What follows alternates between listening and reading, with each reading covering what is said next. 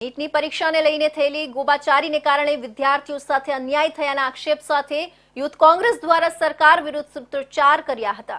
NEET જેવી મહત્વની પરીક્ષામાં થતી ગોબાચારીને ક્યારેય પણ સાખી ન લેવાની વાત કોંગ્રેસ દ્વારા કરવામાં આવી હતી।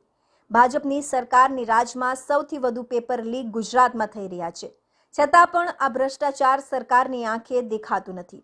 યુથ કોંગ્રેસ દ્વારા જિલ્લા કલેક્ટર કચેરી ખાતે ઉગ્ર વિરોધ પ્રદર્શન કર્યું હતું। એક સાથે યુથ કોંગ્રેસના કાર્યકર્તાઓ દ્વારા નકલી ચલણી નોટો હવામાં ઉડાવવામાં આવી હતી। નોટો ઉડાવતા ભ્રષ્ટાચારી ભાજપ સરકારના નારા લગાવવાના શરૂ કર્યા હતા, જે સરકારના અધિકારીઓ અને મંત્રીઓ રૂપિયાની લાલચમાં આવીને આ પ્રકારના ભ્રષ્ટાચાર કરતા હોય છે, તેને ધ્યાનમાં રાખીને નકલી ચલણી નોટો ઉડાવવામાં આવી હોવાની વાત કોંગ્રેસના હોદ્દેદારોએ કરી હતી। નીટની પરીક્ષા સમગ્ર દેશની અંદર આ 24 લાખ કરતાં વધુ યુવાનો છેલ્લા ઘણા વર્ષોથી મહેનત કરી રહ્યા હોય અને એનું પેપર લીક થાય છતાં પણ ભાજપની સરકાર એ પેપર લીક કાંડના આરોપીઓને હજુ સુધી પકડી શકી નથી।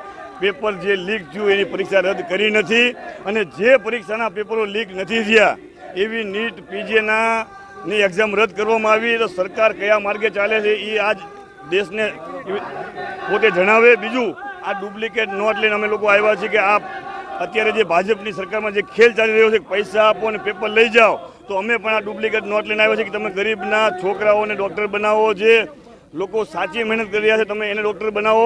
એટલે આ પૈસા લઈને અમે લોકો આવ્યા છીએ અને આ ભાજપની સરકારના શિક્ષણ મંત્રી રાજીનામું આપે ધર્મેન્દ્ર પ્રધાન, કારણ કે એ શિક્ષણ મંત્રીના લાયક નથી। યુથ કોંગ્રેસના પ્રદેશ પ્રમુખ હરપાલસિંહ ચુડાસમાએ જણાવ્યું કે ગુજરાતમાં પેપર લીક થવાની ઘટનાઓ તો સામાન્ય થઈ ગઈ છે। વિદ્યાર્થીઓના ભવિષ્યની કોઈ શાસકોને ચિંતા નથી।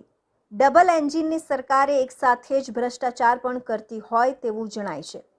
ગુજરાતમાં પેપર લીક થતા હતા, પરંતુ નીટ જેવી અતિ મહત્વની પરીક્ષામાં પણ ભ્રષ્ટાચારીઓએ વિદ્યાર્થીઓના ભવિષ્ય સાથે ચેડા કરવામાં કોઈ કચાશ છોડી નથી। સરકારને અમે માંગણી કરીએ છીએ કે વિદ્યાર્થીઓના હકમાં ઝડપથી નિર્ણય લેવામાં આવે અને જે પણ દોષિતો છે તેમની સામે પગલાં લેવામાં આવે।